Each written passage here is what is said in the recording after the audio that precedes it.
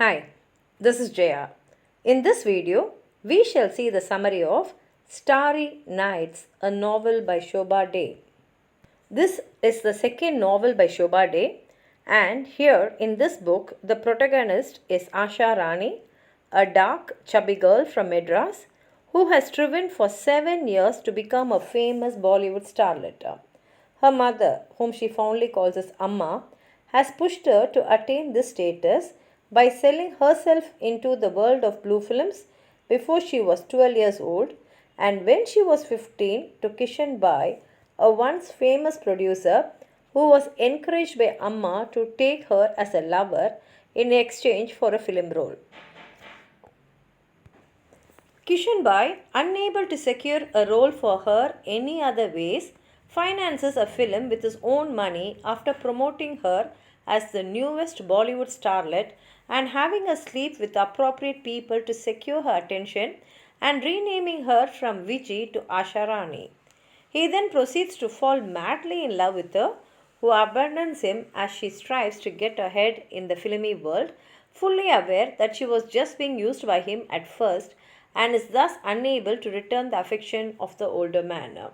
She falls in love with Akshay Arora, a famous Bollywood sex symbol, who stars in a string of hits with her. Amma, who had been living with her in Mumbai, was sent away to Madras by Asha for objecting to Akshay beating her one day.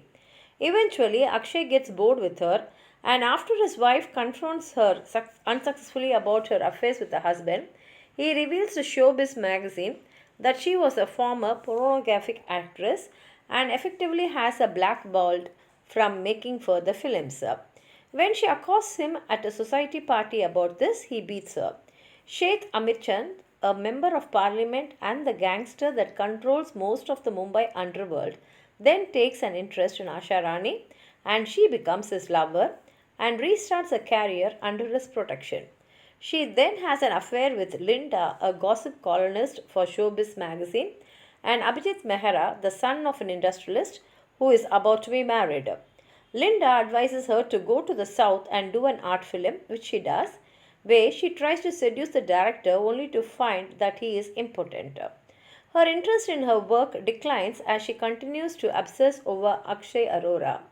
She confronts him at a traffic light as their cars are next to each other and their affair is rekindled for a short time. She attempts to get Akshay to marry her, but when it becomes apparent that his interest in her is only due to his flagging stardom and not out of affection for her, she attempts suicide. Her lesbian lover Linda, meanwhile, writes a juicy scoop on her suicide attempt. After she recovers, she rekindles her affair with Abhijit Mehra, but Malini, Akshay's wife, reports this to his father, and he has his weak willed son Abhijit cut the affair off and sends Asha to New Zealand with instructions to keep out of Abhijit's life. Asha then retires to New Zealand and decided to leave the film business. She marries a New Zealander named Jamie Phillips and has a child with him. Since Jay is not Indian and not in the film business, it occurs to her that she does not have to retire once she is married, as is the custom in India. It is then revealed that Akshay has succumbed to AIDS as a result of his promiscuous lifestyle. Sudha Rani claims that Jay tried to seduce her, and in revenge, Asha Rani initiates an affair with Jojo, the producer of her next film. Asha Rani is forced out of the film industry by Jojo's wife, who sends gundas to threaten her. She flies back to New Zealand and meets a man called Gopalakrishnan, who she has sex with in the bathroom of the plane. She discovers that her husband is having an affair with a babysitter, and they decide that their marriage is over. Her daughter Shasha rejects her and begins to have her own identity crisis as a multiracial child. Asha then meets a young lady named Sonali, who she begins to spend a lot of time with. She is a London socialist and call girl and introduces Asha to London high society. At a party, Asha notices Gopalakrishnan, the man she had sex with on the flight to London.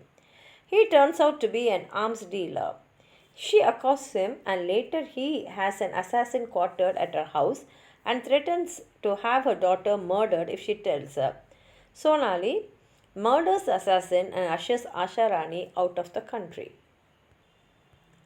Sudha Rani has meanwhile had a film financed by the mob and she begins to doctor the books instead of repaying her debts.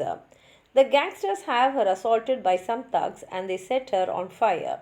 Sudha Rani is badly burnt and is forced out of the film industry, and Asha reconciles with her. As Appa weakens, he reveals that he has kept possession of a studio that Asha can use to support herself by preparing her daughter Shasha to take her place as Bollywood's next starlet. And here ends the story. If you have anything more to add on to what I've said, please write it in the comment box. Like the video, share it with your friends, and if you have not subscribed my channel, please subscribe and support. Thank you.